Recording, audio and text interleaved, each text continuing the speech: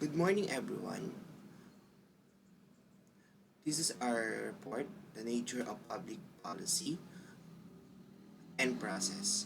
Or this is some of public policy definition, traditional views. Some public policies definition. Some definitions in any society, governmental entities enact laws, make policies, and allocate resources. This is true at all levels. Public policy can be generally defined as a system of laws, regulatory measures, course of action, and funding priorities concerning a given topic promulgated by a governmental entity or its representatives. Some public policy definition. Public policy is an attempt by a government to address a public issue by instituting laws, regulation, decisions, or actions pertinent to the problem at hand. Numerous issues can be addressed by public policy including crime, education, foreign policy, health and social welfare. The process to create a new public policy typically follows three-step agenda setting, option formulation, and implementation. The timeline of for a new policy to be put in the place can be ranged from weeks to several years, depending on the situation. Nature and scope of public policy. The authoritative allocation of values for a society, the process of deciding who gets what, when, where, and how. What the government choose to do or not to do about specific problem. Establish the boundaries of our freedoms and colors the contours of our interactions with other people and other political, social, and economic systems. Traditional views. Woodrow Wilson, who is arguably the father of modern public administration, contends public policy is the law and regulation which are made by legislative statesmen and implemented by public administration personnel as cited in UQ1 1985 page 4. This definition obviously characterized by the dichotomy between politics and administration, which narrows the scopes and limits of the range of public policy makers. First, public policy includes only laws and regulation, but also government's plan, instruction, decision, and other symbolic system. Secondly, those who participate in the making of public policy include not only statesmen, but also representative of citizens, experts, and scholars, especially in the modern era of the administrative state, Waldo 1984. With the sharp expansion of governmental function and the wide application of administrative judicial rights, executive authorities' participation in making public policy has increased steadily. Additional views. Harold Laswell and Abraham Kaplan defined public policy as a projective program of goals,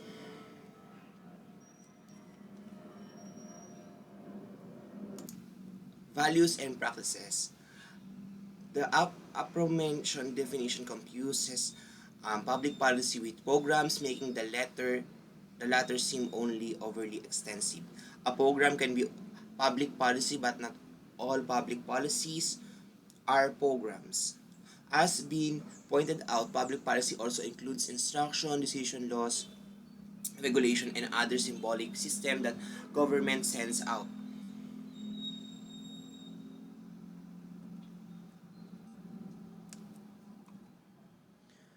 Wilson is arguably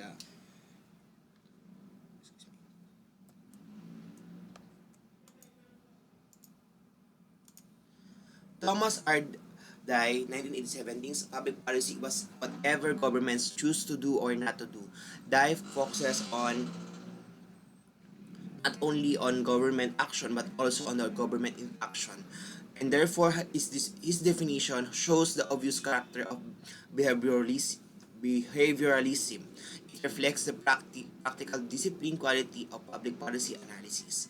Action means that government takes measure or uses symbols openly in order to solve some public problem. Inaction means that government does not take measure or express active symbols abiding by the principles of non-interferences, but are important solution to public problems.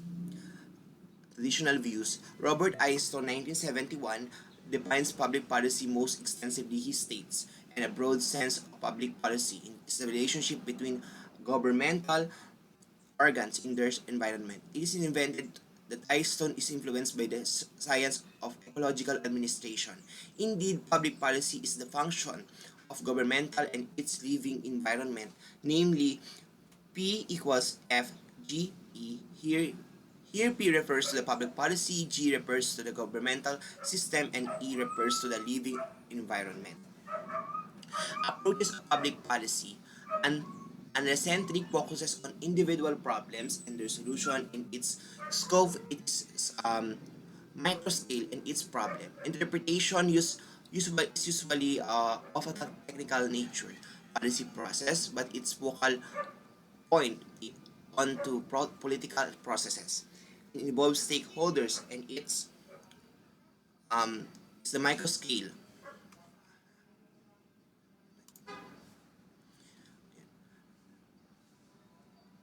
Policy process, it's puts a focal point onto political process and involves stakeholders. Its scope is the microscale and its problem. Interpretation is usually of a political nature. Meta policy is approach, system and context approach. Um, Example given its scope is then microscale in its problem of interpretation is usually of a structural um, nature. Public policy in the Philippines, there are several institutional built-in system of policies making in the Philippines. Some of these are National Economic Development Authority or NEDA, socio-economic policies, National Security Council or NSC for Security and Defense, Legislative Executive Development Advisory Council or LED-AC, General Legal Legislative Agenda, Metro Manila Development Authority or MMDA, local level agencies for concerns affecting basic services. The last three agencies mentioned do perform certain stages of the public policy process. None of them have more defined and extensively mandated and a more permanent structure than NEDA.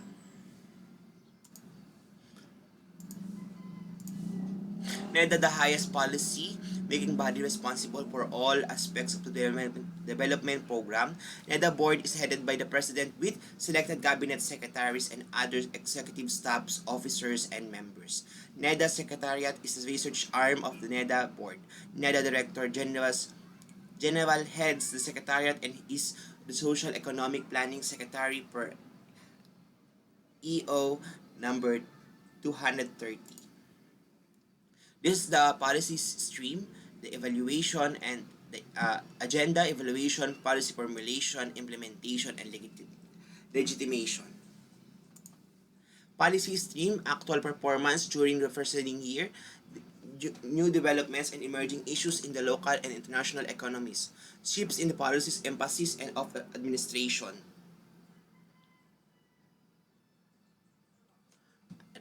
Policy formulation, economic models, input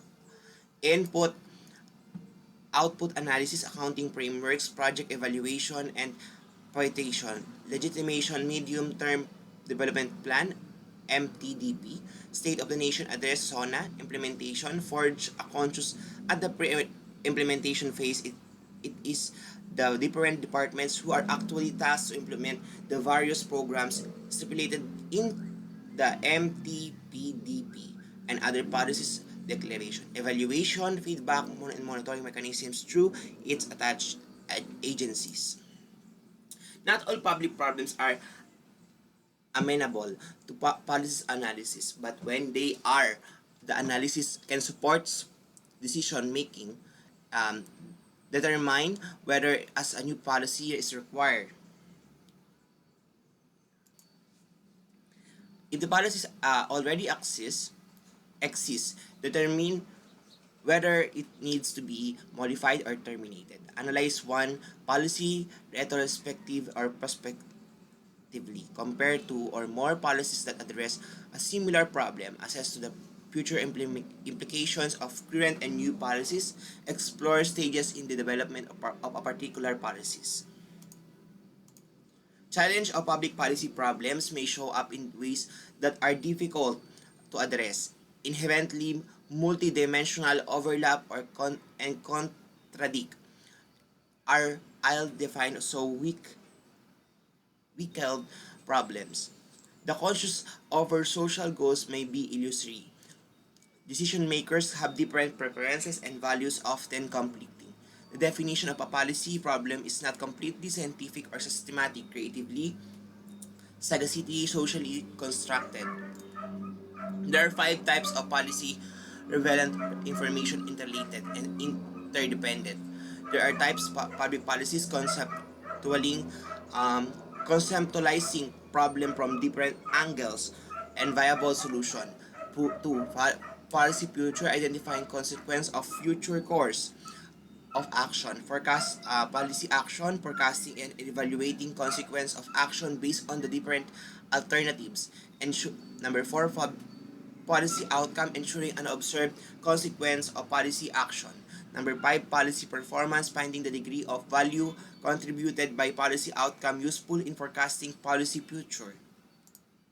Forms of policy analysis, prospective policy analysis, retrospective policy analysis, and integrated policy analysis. Prospective policy analysis is the production and transformation of information before policy action are initiated and implemented, tends to characterize the operating styles and economies, system analysis, and operation researchers. Synthesize information to draw policy alternatives and preference. Retrospective policy analysis is confined to the production and transformation of information after policy action have been taken. Operating styles of three major groups of analysis: discipline-oriented analysis, problem-oriented analysis, and application-oriented analysis. Methodology of policy analysis: descriptive decision theory, set of logically consistent proposition that describe action. Primary aim is to understand a policy problem rather than to solve it. Normative decision theory, set of logically consistent.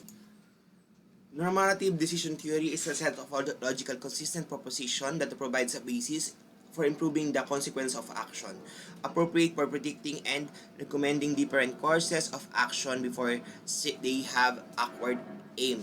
Aim is to solve the problem for problem solving methodology.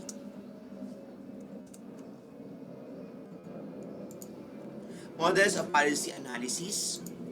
We have the institutional model. Public policy is determined by political institutions, which gives policy legitimacy. Government universally applies policy to all citizens of society and monopolize the use of force in applying policy. The legislature, executive, and judicial branches of government are examples of institutions that gives policy legitimacy. Group model: the political system is to establish and enforce compromise between various conflicting interests and society. Elite public policies are viewed as preference and values of governing elite. Policies flow downward and from elites to masses. They not arise from mass demand. Rational model: process of making logically sound decision in policy making in the public sector, although the model is also widely used in private cooperation. Herbert A. Simon, the father of rational models, described rationally as a style of behavior that is appropriate to the achievement of given goals within the limits imposed by given conditions and constraints. Incremental model: under this model, policies is continuation of previous policy with minimum changes. Existing programming policies and expenditures are considered as a base. Policymakers accept legitimacy of previous policy because of uncertainty about consequence of new policy. Game theory: it's a study of rational decision in situation where two or more participants have choices to make and outcome depends on the choice made by each. Game theory is an abstract and deductive model of policy making. It does not describe how people actually make decisions, but rather how they should go about making decisions in competitive situations if they are rational. Public choice, this model assumes that all political actors, voters, taxpayers, legislatures, bureaucrats, political parties, etc., seek to maximize their personal beliefs, benefits in politics as marketplace. Individual comes together in politics for their mutual benefit, just they are come together in the marketplace. Why policy analysis models are important? They create order, simplify reality, identify what is significant, can be congruent with reality, can provide meaningful communication, direct inquiry and research, and suggest explanations. Why policy models are important? Also, models are not competitive. Any one of the cannot be judged as best. Each one provides a separate focus and each can help understand different things about public policy. Most policy are a combination of all models mentioned. That's the end.